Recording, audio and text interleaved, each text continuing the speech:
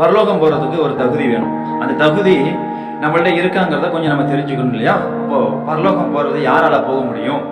வைகுண்ட பாக்கியம், சொர்க்கம், மோட்சக்கேதி இதெல்லாம் அடையணும்னா யாரால போக முடியும்? முதல்ல யாரால போக முடியாது என்பதை நம்ம வேதத்தின் மூலமா தெரிஞ்சுக்கலாம். வெளிப்படுத்தின விசேஷம் கடைசி அதிகாரம் 22 வசனம் சொல்லுது 15, நாய்களும் சூனியக்காரரும் விபச்சாரக்காரர்களும் கொலை பாதகர்களும் விக்கிரக ஆராதனைக்காரர்களும் பொய்யை விரும்பி அதன்படி செய்கிற யாவரும் புறம்பே இருப்பாங்க. அப்போ பரலோகத்துக்கு புறம்பே இருப்பார்கள், பரலோகம் போக முடியாது. முதல் பாயிண்ட் நாய்களும் அப்படின்னு சொல்லப்பட்டிருக்கு. அப்ப நாய்கள்னா என்ன? நாய்களுடைய குணம் எப்படி தெரியுமா? சாப்பிடும், கக்கும், திரும்ப தின்னும். மனுஷன் சபைக்கு வருவான், இயேசுவை ஏற்றுக்கொள்வான், ரட்சிக்கப்படுவான், ஞானஸ்தானம் எடுப்பான், எல்லாவற்றையும் செய்வான். இயேசு கிறிஸ்துவுக்காக எல்லாம் செய்வான். இல்லை இனிமேல கிறிஸ்துவுக்குள்ள நல்லா வாழ முடியல, அப்படி நிலைக்க முடியலன்னு சொல்லிட்டு திரும்ப உலகத்துக்கே போயிடுறது, திரும்ப உலக பாவத்துக்கே போயிடுறது, உலக தீமைக்கே போயிடுறது.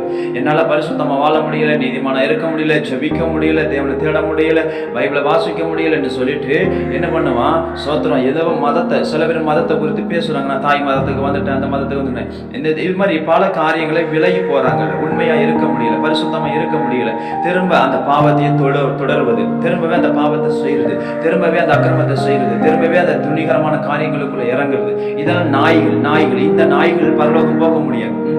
இது பரிசுத்தமாக்கப்பட்டு திரும்ப போய் பாவத்துக்குள்ள உழுவுறது, திரும்ப போய் அசுத்தத்துக்குள்ள உழுவுறது.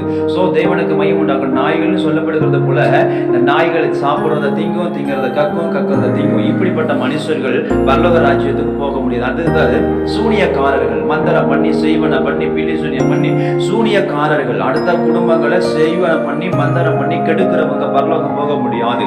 அடுத்தது விபச்சாரக்காரர்கள், விபச்சாரம் செஞ்சுட்டு பணத்துக்காக ஆசைப்பட்டுட்டு, பொருளுக்காக ஆசைப்பட்டுட்டு அடுத்தவருடைய வாழ்க்கை கெடுத்துக்கிட்டு இருக்கிறவங்க விபச்சாரக்காரர்களும் விபச்சாரக்காரிகளும் பரலோகம் போக முடியாது. கொலை பாதகர்கள், கொலைகள் செய்கிறவர்கள், பணத்துக்காக கொலை செய்யறது, சொத்துக்காக கொலை செய்யறது, அண்ணதமையை கொலை செய்யறது, அக்கா தங்கச்சி கொலை செய்யறது, தாய் தகப்பனை கொலை செய்யறது, வெத்த பிள்ளையை கொலை செய்யறது, இவர்களெல்லாம் கொலை பாதகர்கள் பரலோகம் போக முடியாது.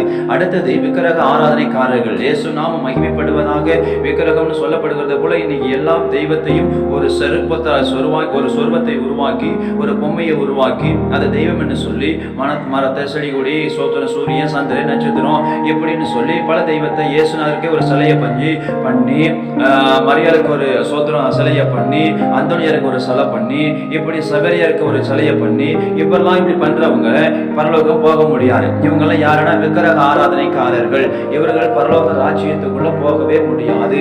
அடுத்தது சோத்திரம் பொய்யை விரும்பி அதன்படி செய்கிற யாவரும் புறம்பே இருப்பாங்களாம். பொய்யான காரியங்களை நம்புறது, பொய்யான காரியங்களை விசுவாசிக்கிறது, பொய்யான காரியங்களை உலகத்துக்கு பரப்புறது, இவங்கெல்லாம் பரலோகத்துக்கு போக முடியாது. இவங்கெல்லாம் பரலோகத்துக்கு தூரமானவங்க,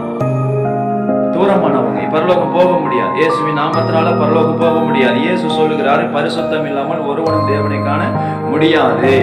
நானே வழியும் சத்தியமும் ஜீவனுமாய் இருக்கிறேன், என்னை அல்லாமல் பரலோகம் ஒருவரும் வர முடியாது, பிதா இடத்துல வர முடியாது அப்படின்னு ஆண்டவரே சொல்லிக்கிறார். பரிசுத்தம் வேணும். பரலோகம் போகணும்னா, பரலோக ராஜ்யத்தை இடம் பிடிக்கணும்னா நாம பரிசுத்தமா வாழணும், நீதிமான வாழணும், உத்தமனா வாழணும், நேர்மையா இருக்கணும். நம்ம இந்த பூமியில உத்தமும் நீதியும் பரிசுத்தம் உள்ளவர்களாக இருந்தாதான் பரலோக ராஜ்யத்தை நாம் சுதந்திரிக்க முடியும்.